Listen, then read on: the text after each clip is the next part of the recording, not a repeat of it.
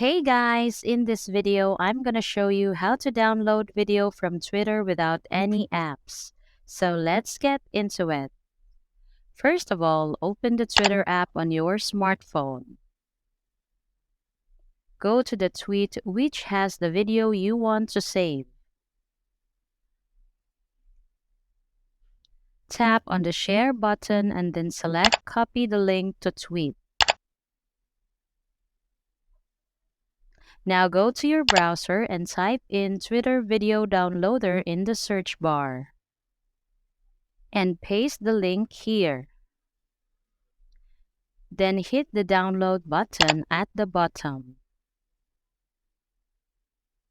The video will begin to download in the background. In order to view the downloaded video, you can either open the application and select the video you want to watch, or else you can go to the gallery application on your smartphone to watch the video offline.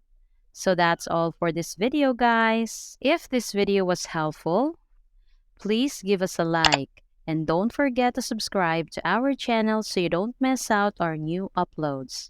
Thanks for watching and I will see you in the next one.